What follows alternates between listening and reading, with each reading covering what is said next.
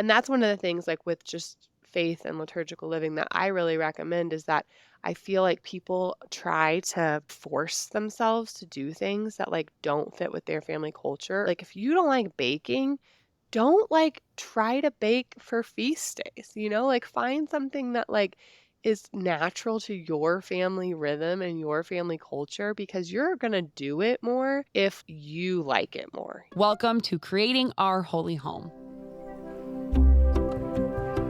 I'm your host, Jillian Hofer, and I am so excited to be speaking to the Catholic moms, the Catholic wives, the Catholic women who are trying to bring their families to heaven one small intentional thing at a time. I've been thinking a lot since our conversation with Dr. Greg and Lisa Popchak about how important play is with our kids. And I know I've said it many, many times before. You probably are like, Jillian, we get it. We know that you have a 1-year-old. She turns 1 this week. I am losing my mind. Don't talk to me about it or I'll cry. But I mean, like, especially for me in this stage of motherhood, as we're starting to enter into wish lists for her first birthday. And she's starting to engage with toys and games more. And we can tell that she's starting to latch on to things that we're doing together and remembering how to play with certain toys when we're with her. And I just love that Dr. Greg and Lisa brought up that play is such an important tenet of building that faith and that family culture together, because it's such an easy and fun way to just spend time face to face with your kids, getting to know them, getting to know what interests them, getting to know their little quirks, even at the age that my daughter is right now. So I thought it was the perfect segue, and I'm so excited for this conversation that I'm sharing with you today. I'm chatting with Elissa Tiprigan, and she is the founder of Catholic Family Crate. If you have not heard of Catholic Family Crate, I'm shocked. Go to their site right now because you are going to probably want to just buy everything, as I did. But Catholic Family Crate is a subscription box that gives Catholic educational resources, games, art, stickers to make growing the Catholic faith easy and fun for you and your kids. So her subscription boxes, which are kind of the core product that she offers, they're filled with all these games, activities, stickers that are family friendly for a ton of different ages of kids. And they all go along with the liturgical season. So you get a box at the beginning of the month. It follows the church calendar. So you've got activities and beautiful art and little games that go along with the saints' feast days of the month. If there are solemnities or if we're in a certain season of the liturgical year, there are activities or explanations and guides for the parents to help with catechesis. But all of it is really rooted in play. And I just think that is such an accessible way for parents like, hello, me, who I don't have a theology degree. I'm very moderately catechized, growing into my faith. I am way more into kind of the relational side of the faith than I am the actual theological and knowledge-based side. But I really want to teach my kids those things. So I need a way that's easy that I can learn alongside them without being caught in the I don't know, which if you feel that way all the time, go back to our very first episode with Sam. She had the best advice for that kind of stuff. Literally just Google things and don't be afraid to say you don't know. But what better way than play to set you and your kid on the same level playing field of learning something new? Elissa and I have a great conversation today that goes far beyond just her explaining the products and the company that she's built. We actually get into a really, really cool, deep conversation later about kind of family culture and how leveling with your kids and playing with your kids impacts the spirituality and the formation of your children and helps you kind of just know them and their hearts better, which is just so cool. So I loved where the Holy Spirit took this conversation, and I'm so excited for you to listen, and I hope that you enjoy it as much as I did. Elissa, thank you so much for joining us today on the Creating Our Holy Home podcast. Thank you for having me, Jillian. I'm super excited to talk today. I am so thrilled to have you on. I was telling you before we turned the mics on that I heard you recently on the Messy Family podcast, and I just love the way you speak to family culture and kind of the work that you're doing at Catholic Family Crate. We will get into all of that in this conversation and more, I'm sure. But quickly, just to start, I love to get a lay of the land. So just give me a quick synopsis of your family right now, ages, stages, and then we love to keep it positive around here. So maybe something that's going great at the moment for the family. Okay. So I have 4 kids. I have a 9-year-old, a 7-year-old, a 4-year-old, and a 2-year-old.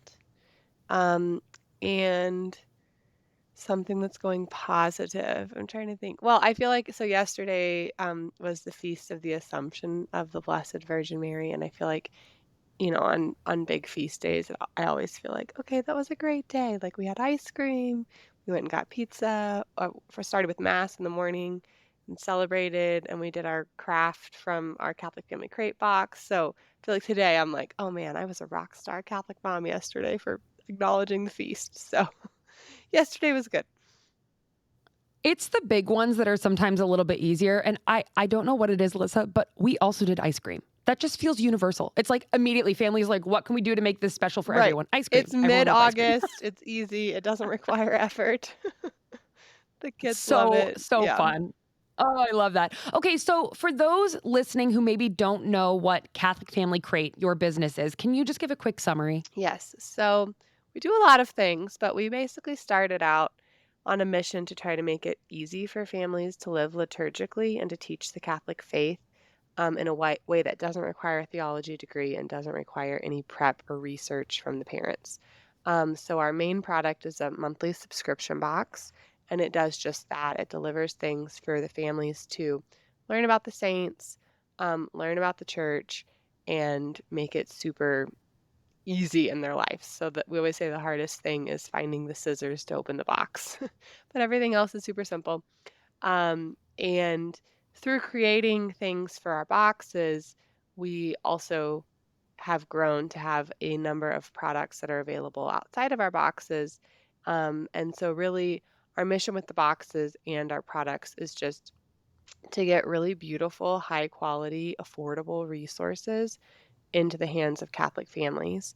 For so long, it was when I first had my first son, like the same resources were the same resources that my grandparents used with my mom.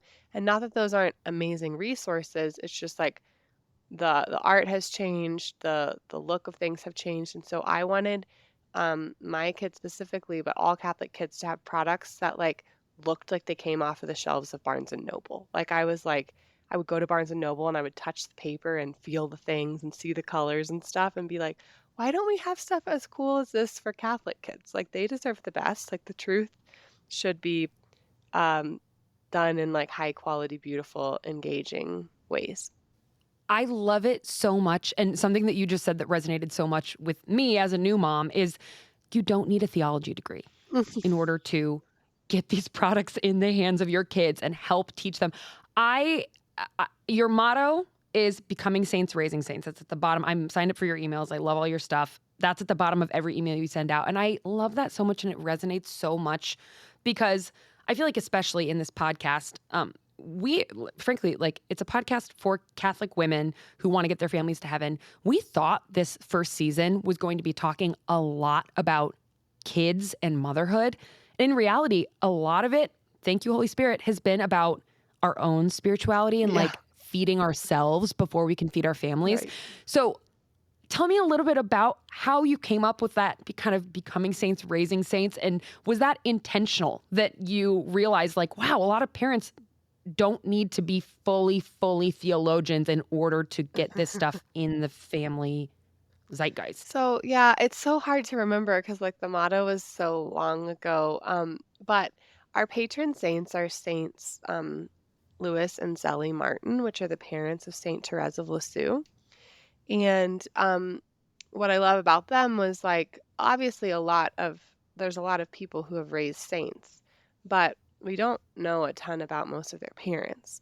And so I just found them to be very inspiring because I'm like, this is the ultimate goal, right? It's not just to like raise saints while our souls like burn in hell, you know? Like we need the goal should be for like us to become saints, help our spouses get to heaven, and also to raise saints. And so I just felt like that kind of motto kept coming up, like thinking about their lives and their examples. And my own personal experience was that I'm not a theologian, and so it was really overwhelming to me to think about like, okay, I'm like really just I felt like kind of ignorant about Catholicism. I was raised Catholic. My parents did a great job. This is not like a knock on them, But as I got older and started like diving into the faith myself, I realized like, wow, like there's a lot I don't know. And I felt very intimidated thinking about trying to teach my children alongside me not really knowing anything.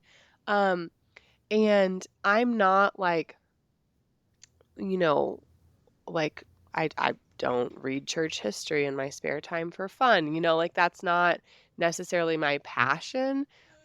So it's like, okay, how can I, as just like a very, a Catholic without a theology degree, teach my children the faith?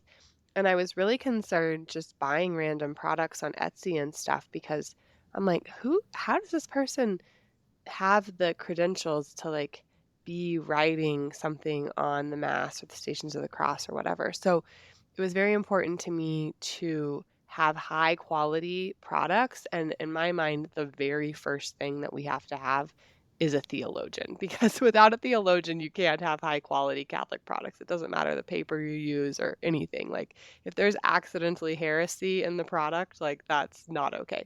So I've always had a theologian that reviews everything we send out to make sure that we don't accidentally have something, kind of iffy. And we have a writer who has a master's degree in theology as well. And we actually even have, I didn't know that this is a thing, but we have someone who reviews the art, because the art is like a whole separate theology thing. So the words are one thing, but then there's an entire like study of Catholic art where you need to make sure you're using the correct symbols and you don't accidentally have the wrong shaped staff, because some staffs are like demonic, whereas some are like holy, and there's just like a whole thing. So that's really the first and foremost. I wanted people to feel like, okay, we can come to Catholic Family Crate and we can trust that their products are not going to like have something in here that might be wrong. That is incredible. And it's so interesting, Alyssa, in the conversations that I've been having lately for this podcast. Almost every single woman who I've spoken to has started some sort of business. It came from that exact thing of like, I wanted it, I couldn't find it, so I just decided to make it. And then it became this amazing thing that God took and grew into what it is today. So that's so beautiful. Thank you for your yes in that. Oh, yeah, you're welcome. It's quite the adventure. Some days I'm like, "Why, Oh my God? Why gosh. me?" And so I know that obviously this is something that, like, for me, like I said, I have an 11-month-old. We're getting into the phase of starting to kind of get more intentional around the toys that we have and the books that we have and the things we have around our house and how we're building that. How do you find that these sort of products and having the intention behind the toys and the activities in your home for kids of all ages, how does that just impact the family in general?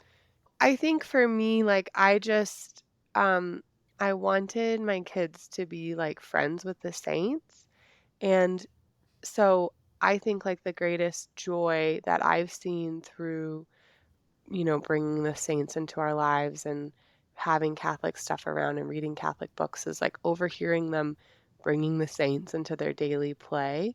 And I remember one day just like walking, across the living room and like hearing my kids be like, pretending like their little figurine was like Saint Dominic Savio and, whoever else, like Saint Therese of Lisieux and stuff like that. So I just think there's so many, like, one of our my passions is Catholic games, because I'm like, if you're gonna sit down and play a card game, like, we can give you Catholic slapjack. We can give you Catholic go fish, like, so I try to do anything that I can to, like, take something that families are already going to be doing and just, like, have a faith element in it. I think just is such an easy way to surround your kids by the faith, um, and such a beautiful way to take that time. Like, if you're gonna read a book, I'm not saying it has to be a Catholic book, right? But it definitely should be a redeeming book, Like, I always tell my kids, like, "Okay, that's a great book, you can flip through it, but I'm not gonna spend my time reading it." Like, if I'm gonna read something, I don't wanna read Fancy Nancy, right? Like, I wanna read a beautiful book, that has, like, a beautiful, lessons and things like that. So, I think just trying to be intentional about that really goes a long way, and, it just helps, like, uplift the whole family. And when you talk about these games that you create, are these things that the kids just play, or do you find that you and your husband join in and it becomes a family activity? Oh, both. I mean, for sure. When the kids were really little, it was definitely like us playing with them. But now that they've gotten older, they can play them on their own too. But in the beginning, it was definitely like all of us playing together. Or they could play, if I set them up and explain the game or something like that. But it just kind of depends on each game, if it's age appropriate or whatever. But yeah, when they were like 3 or so, it was like, "Okay, let's play this game."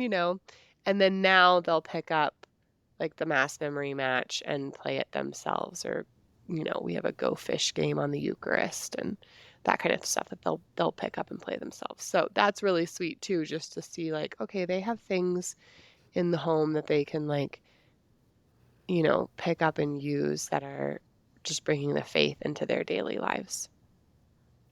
And what a cool way. I mean, I think from my own perspective, a game is so universal that it's like, even if I don't feel super comfortable with the theology or the lives of the saints that are featured on these cards or whatever it is, it's like, what is more level setting than a game for the parent, me as the parent, to sit down with my daughter and learn alongside her in a way that then we have that shared knowledge and that base, and like we can grow in it together. That's so beautiful. Right, and it feels so natural, right? Like, it doesn't feel like, "Okay, and now we're gonna sit down and read the catechism together." It's just like, this is something naturally that humans love to do, is play games, and so, like, we have this one game called Guess the Saint, and it's like a Catholic spoof on Guess Who, so it's like a game of elimination, and, you literally, like, don't have to know anything about the saints at all to use the game, because you can literally look and try to study that picture and say like, okay, is your saint holding a cross?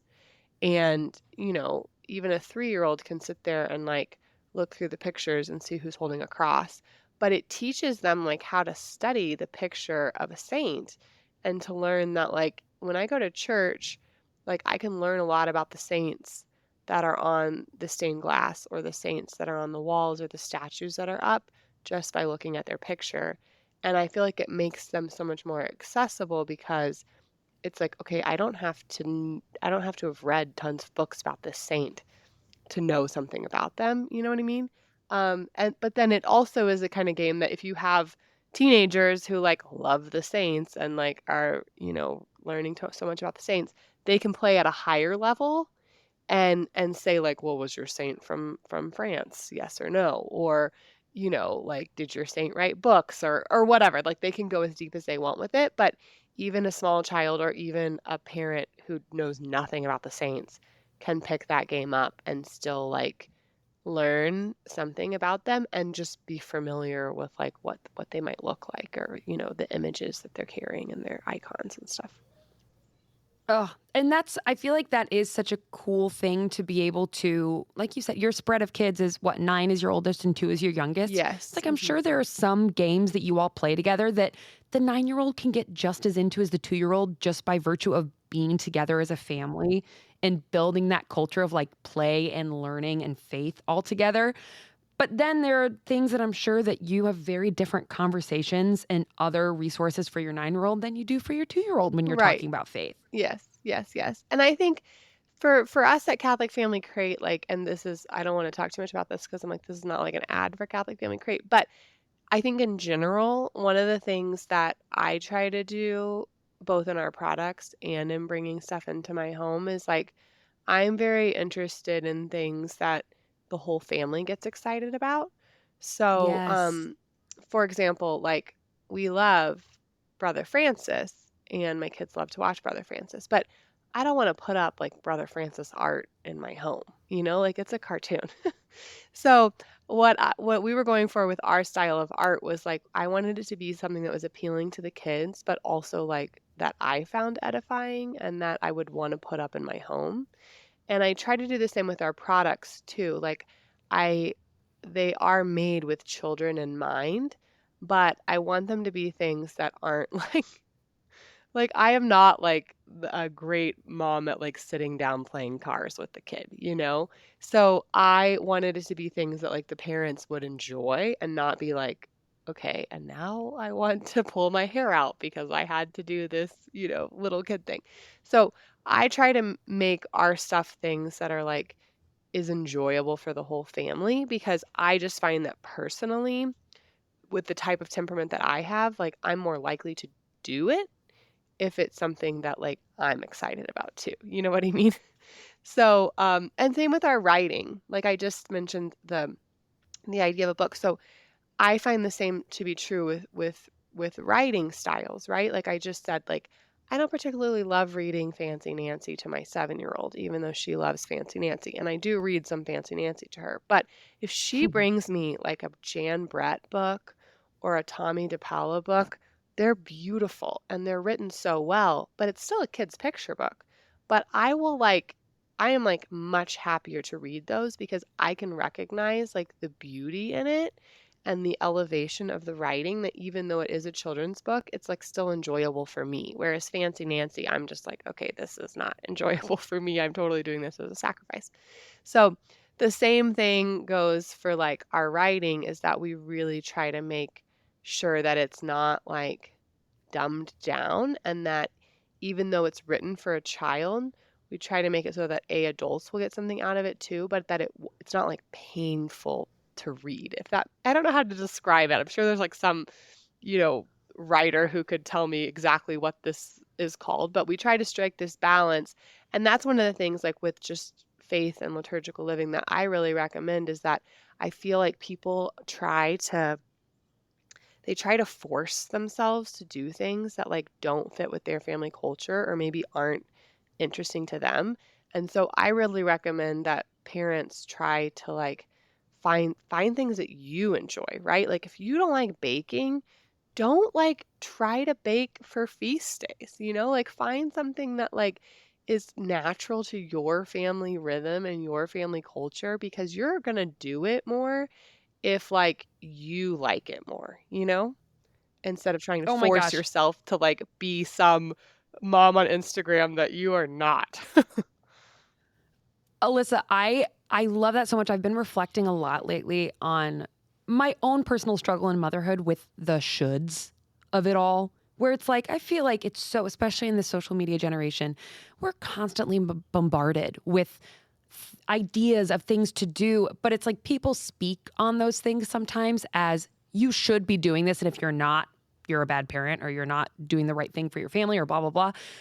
And I've been trying to just take the word should out of my own thought process when it comes to motherhood and catechesis and family life, because exactly what you're saying, everyone's family culture is different. And everyone's makeup of the gifts of you as a parent and your children and what they love to do, like you have to find what works for your unique unit of your family, because then it's going to be so much more genuine. And I feel like kids, probably way younger than we acknowledge, can sniff out genuineness so quickly. So Right. it's like if mom's phoning it in, then they're like, all right, mom doesn't want to be doing this, so I probably don't want to be doing this. Right. Yes, exactly. I know. And I think, the other thing I think about before I got on this podcast is people often ask, like, well, how did you, start this and blah, blah, blah. And I was thinking about, I feel bad because sometimes my mom listens to these podcasts and I feel like sometimes I feel like I've thrown her under the bus, but when I really think about my formation and stuff, like she raised 5 kids who are all practicing Catholics. And we were not doing like daily liturgical living. Like I knew about Advent, I knew about Lent, and I knew there were saints because we went to Catholic schools and they were named after a saint. But that was like about the extent of our liturgical living. But she still has 5 practicing Catholics. So like clearly she wasn't doing something wrong. So I do think that there's all this pressure to like have this like amazing, perfect liturgical home and to decorate everything in purple, in Lent or whatever. But really like it that's not, you know, required, right? So and I think too like we forget that at the base of liturgical living is going to mass. So if you're going to mass on Sundays and holy days of obligation, you are living liturgically. Like that is the first thing we're called to do. And anything else that we do extra is like a bonus. But the church doesn't say we have to, and the church doesn't say it has to look a certain way, right? So maybe it's that it's just like you have ice cream, or maybe it's that your family loves to hike. And so for special feast days, you try to make a point to like connect with God in nature or whatever. It doesn't have to look the same for every family, but I do see a lot of people failing when they try to like make it look different than like their own lives, if that makes sense. Oh, yes, 100%. And Alyssa, I mean, obviously, like, I think so much about the goal of this podcast and all the women listening. Like, we just want to get our families to heaven. So it's like what your parents have done and are doing in order to have all five of their kids still practicing their faith in adulthood. Like, what a witness to just building up a family culture. What I know you said you guys didn't do much like quote unquote outward liturgical living other than going to mass, which thank you for the reminder. That literally is what we need to like that's it. That's the biggest crux of what it takes to get your kids to heaven. But what are some things that maybe you remember about your family culture from your family of origin that maybe resulted in you and your siblings ending up practicing the faith in adulthood and raising your kids now in the faith? So, I mean, we definitely did stuff for Advent and Lent, that I remember really well. Like my mom did the Jessie tree stuff during Advent, and and during Lent, it was definitely like we always fasted from TV and stuff like that. And but I think it was probably just like their I don't know, it's hard to know, but I think, like, I always saw a genuine desire in my parents to, like, learn more, to grow in their faith. Like, it was always an active part of their lives? Um, and we were blessed with, like, a perpetual adoration chapel in the town that I grew up in, and so, I remember, like, in high school and stuff going with my mom to her holy hour, not every week, but, you know, we going sometimes and just knowing that that was even there, right? Like, I feel like a lot of kids don't even know there's, like, there's adoration chapels in their towns and stuff like that. So just knowing, like, okay, I could go to the chapel. Um, I don't know, that's an interesting question. Those are the kind of things that come to the top of my mind. Um, and everyone's had their own journeys, like they haven't all been practicing Catholics at every second of the day. But that's where we are now, and it's been such a gift. And I think just like being raised around other families at church is also a big thing too. Mm, And I think church was always the center of our social lives maybe, and that might be a good thing too, right? Like we for many years went to Catholic schools and we went to church at the same school, and I just remember that feeling like really like beautiful and familiar and being like, "Oh, this is nice that like at coffee and donuts the same kids we're running around with are the same kids we see at school."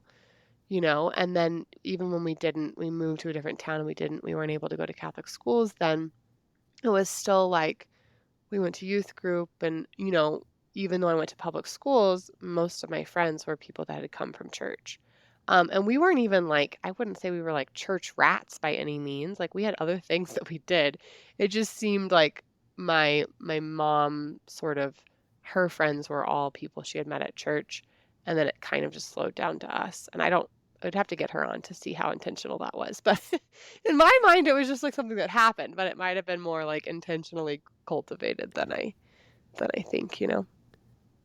well, I mean, it's so interesting. We had on as a guest on the podcast a few episodes ago, a couple, Dr. Greg and Lisa Popchek, Mhm. and they helped articulate this liturgy of the domestic church. And it is basically kind of like a framework for Catholic families. And the way they developed it was that, they interviewed 100 families that had seen all, like your family, had seen their kids into adulthood and they're practicing Catholics, all of their kids. And they did all this research, they did all this surveying with them, and they came up with this liturgy that then is kind of like a framework for basically like, hey, here's what all these families had in common. And they did kind of intuitively that then ended up shepherding their kids into the faith, into adulthood. And it's like so many of the things that you just mentioned that you kind of said like, well, I don't even know if this was intentional. It's like working together, playing together, creating community and praying. those are the things that it's like, hey, if you're already doing these things, and also if the parents are living out an authentic faith life themselves, the kids are gonna model that. They're gonna revere that. They're gonna want that to be their life too. So it's like all those things that you just said, I feel like, yeah, it just makes sense. It's whatever works within your family culture, but all those tenets are there, you know? Yes, yeah. And I think, I'll have to go back and listen to that podcast because that would be really interesting. And it's definitely like not something that I always think it's funny because I'm like, I am not like this perfect, amazing, have it together liturgical living mom. Like I started Catholic Family Crate because I felt like there has to be an easier solution, for the moms of us Yes. who like are like I love, all things Catholic all year with Catholic Kindred Tyranny, but I'm like, I am like so not Kindred Tyranny, like that is not, I am not her, and I can't hold myself to the standards of her. But um, so for me, it's just like, I try to do the things that I do, but really it's like I've had this gift of seeing a lot of other families try and hear from our subscribers because we've been sending monthly boxes for 6 years now. And I just really studied like, okay, what do they like? What do they not like? What works? What doesn't? And so I feel like Mm, I've seen this like kind of insight into like many other families to sort of see like what has helped and what has resonated with the kids. And for me, like I love the tradition of um like celebrated the Feast of the Assumption yesterday and we had a crate in our boxes and that same craft was in our boxes 2 years ago. And I had some of my subscribers say like, "Oh, but I got this 2 years ago." But I'm like, "My kids were so excited to have this craft again because they remember it and they look oh, forward to yeah. it." And so for me, it's not necessarily about like, let's introduce my children to as many saints as possible and like, you know, a different saint every year, but it's like about building those core memories and traditions around the faith.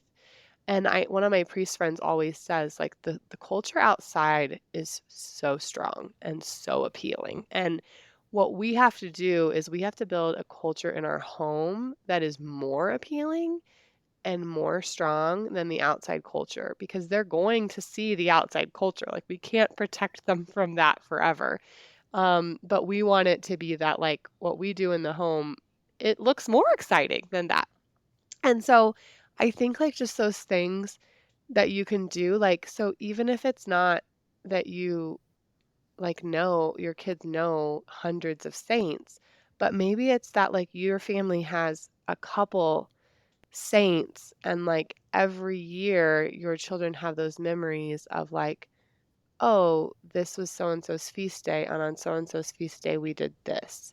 That I feel like is actually more rewarding um than like just tons of new saints being thrown at them all the time, if that makes sense. You know what I mean? So just them having like this culture and these memories around the faith, I feel like is something that's really strong. And I always say like most families are probably already doing more things related to the faith than they even think because so many of our just like basic holiday culture things are really related to the faith.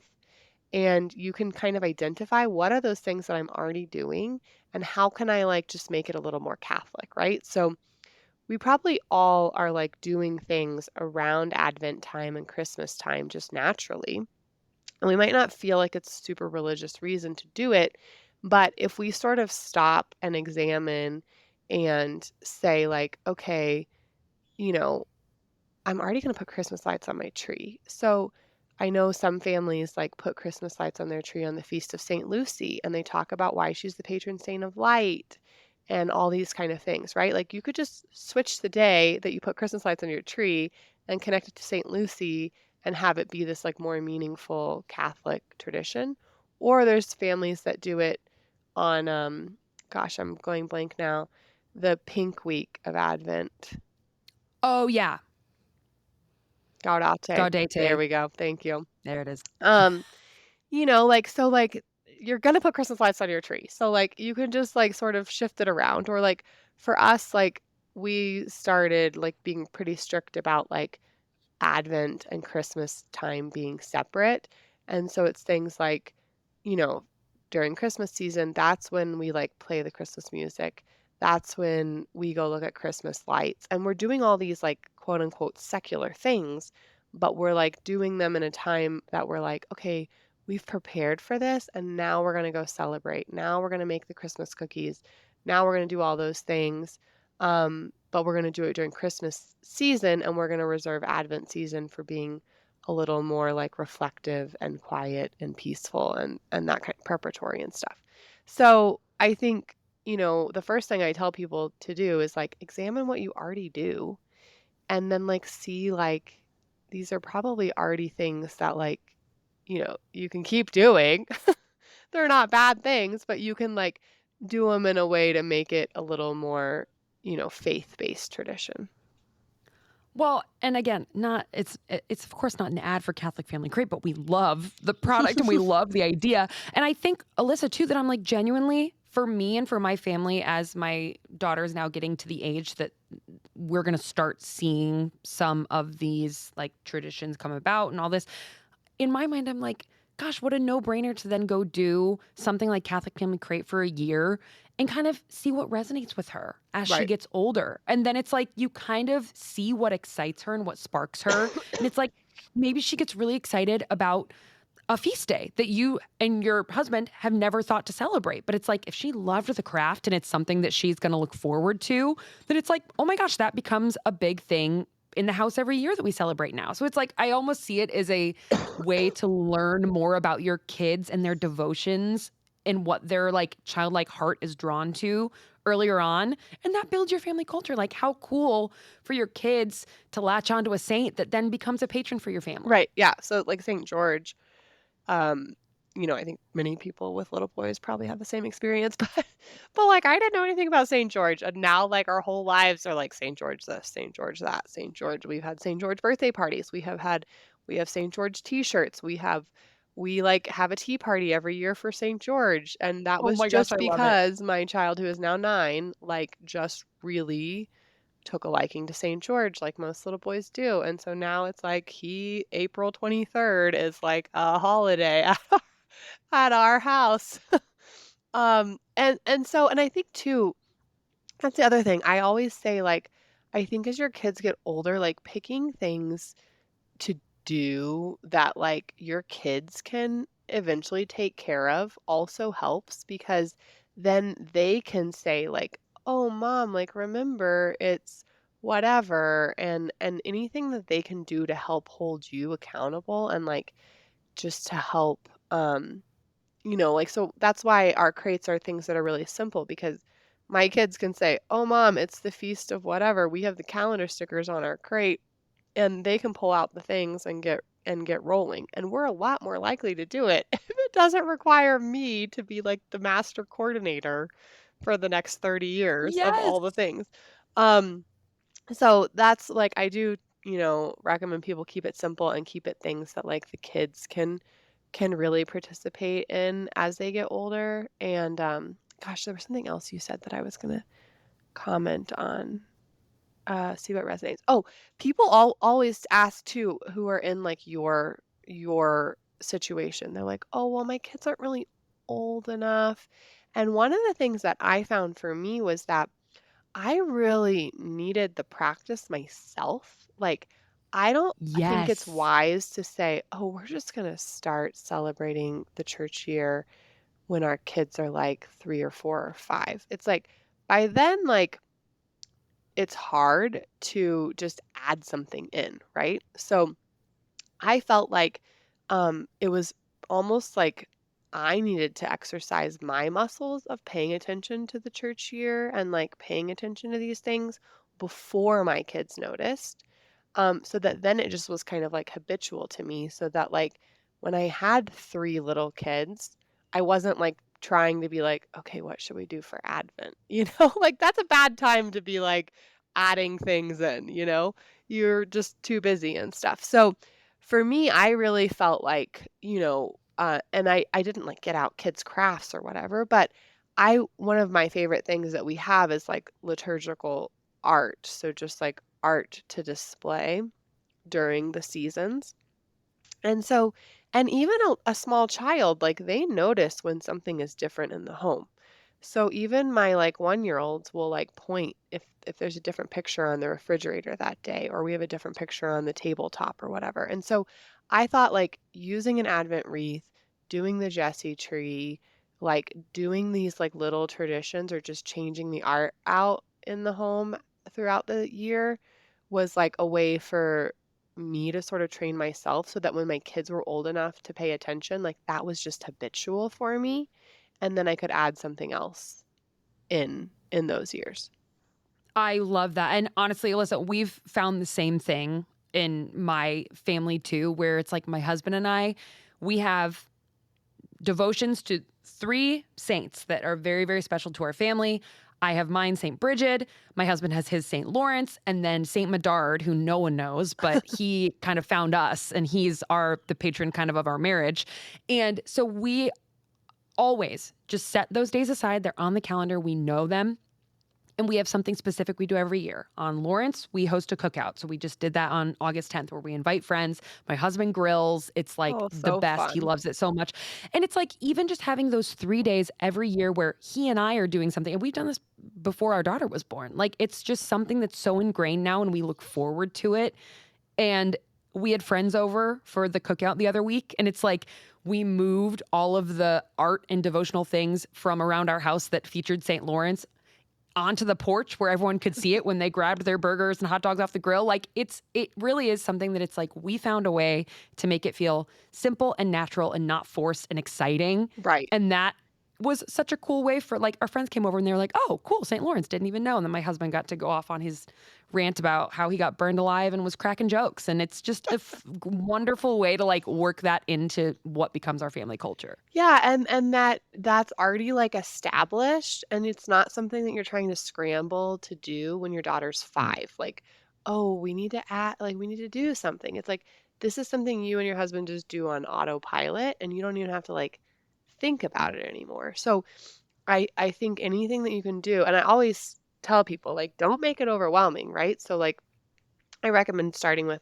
the, Advent, Lent, like the big liturgical seasons, and just saying like, okay, what is one thing?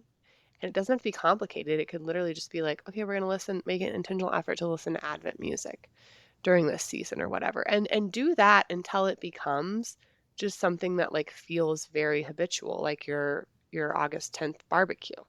And then when it feels like comfortable and something that you're not having to like think about, it's almost like, all the people talking about like habit stacking and stuff like that, right? Like it's like when it becomes something you don't think about and you just do it like brushing your teeth, then add something else on. But it doesn't have to be super complicated, and you can start now. You don't and actually someone had asked if I could speak to a group of people, but they were like, I don't know what you're going to talk about because you talk about liturgical living and our audience is all like retired people that doesn't have little kids at home. And I'm like, this is not something that we just do when our children are from the ages of like 3 to 10 years old. Like this is something we can do all the time. This is not like just for people with elementary age children. I'm just in awe that you use the word habit stacking because you know the rule of threes, how people say like you hear something once and then you hear it 3 more times. Oh, I had just heard habit stacking for the first time yesterday. oh, And you said it again and I'm like, "Oh my gosh, but it makes so much sense." I think about, when my daughter was born, again, kind of same thing where you feel that urgency all of a sudden when you have kids to go like, "Oh, we have to form all these new habits," and it feels overwhelming and all the shoulds and the coulds and the things that you feel like you should be doing. But in reality, it's like, oh, we kind of just started habit stacking, things that we normally do. Like we read books before bed. So now I've worked into the books that we read. There's a book that is like a beautiful, I don't even know who wrote it, but it's a really cute little Let Us Pray book of Catholic prayers. And it's a board book. And it's the first book we read every night. And we go through our litany of 3 pre-bedtime prayers that we say. And it's the way we kick off bedtime reading. And it's just like, again, it's just stacking those habits. It helps so much. right. Yes. Yep. Yeah. And looking at what you already do and like, can we bring faith into it, right? So if it's reading books or if it's playing games or if it's, just like, I mean, for me, it's like one of the things I've tried to do is just like, okay, every time we get in the car to drive somewhere, just like starting with a, St. Michael prayer and prayer to to our guardian angels. Just like little things like that that become like that. Then my hope is that when my kids turn on a car, as they grow into adulthood, that they just do it because that's what they've always done. Same with like the Oh, holy water fount at our doors. Like I know my mom always had that growing up. And here in Colorado, it's really hard because it's so dry. So the holy water dries out really fast. I know I grew up in Houston and the problem is the holy water molding. But here oh it's like gosh. our holy water dries out so fast. But just like having that, like time of like, okay, I'm leaving the door anyways. So would this be a good time to like just bless myself and say a little prayer for safety? Thank God for the gift of my house or whatever it is. Oh, Elissa, I just have loved where this conversation has gone. Thank you so much for being on with me today. A couple things before we close out. First of all, where can people find you and Catholic Family Crate if they would like to get on these products and get them in their homes? So it's catholicfamilycrate.com and we're pretty much at Catholic Family Crate on like Instagram, Twitter, Pinterest, Facebook, all the things. It's just at Catholic Family Crate. Love it. And then my last question that I love to ask all of our guests. Obviously, goal of this podcast is that we're just moms trying to get our families to heaven. What's one thing that you're doing right now to make your home a little bit more holy? I am trying to be more patient myself because like you said, I feel like Yes. we can do all the things, but if we're not pursuing holiness ourselves, then it's like very apparent to our children. So I am really trying to work on being more patient in my home and having that flow through to everyone. Amen, Elissa. Literally the biggest ripple effect that can happen if we just start with those little things and fruits of the spirit that we need. Yes. Um, Again, thank you so much, Elissa. It was so wonderful having you on. Oh, I should also mention, Jillian, that we have a whole free section on our website that has a ton of free coloring pages Oh, and yeah. various things for feast days. But we also have one of my favorite resources, and that really ties into what we talked about, is I have a whole worksheet. It's just 2 pages on building a Catholic culture at home. And it's very like actionable and very simple. But if people are feeling overwhelmed at all, or love the conversation we had, but like just are having a hard time running around in their heads, I would recommend that you download that building a Catholic culture at home thing, and it literally takes you step by step into our recommendations on how to start liturgical living or how to build on it if you've already been doing it. But then at the end, you come away with like very actionable steps of like, this is what I'm going to do. It's not like an overwhelming document at all. So that's a really fun resource that we put together a couple years ago that people have really enjoyed. Well, great. So as soon as I don't download that and print it for my family, I will put it in the show notes as well Okay, so that you sounds good. guys who are listening can go down there and very quickly access it. Elissa, thank you so much. Okay, thank you, Jillian. God bless you. Thank you so much for joining us on this episode of Creating Our Holy Home. This show is sponsored by Catholic home goods brand Our Holy Home, and we'd love to offer you 15% off your first order. So head over to ourholyhome.com and use the code podcast at checkout. For more sustainable practices and tips to get your family to heaven, subscribe to our email list at ourholyhome.com/subscribe. We'll be praying for you and your families this week, and we will be back very soon with more.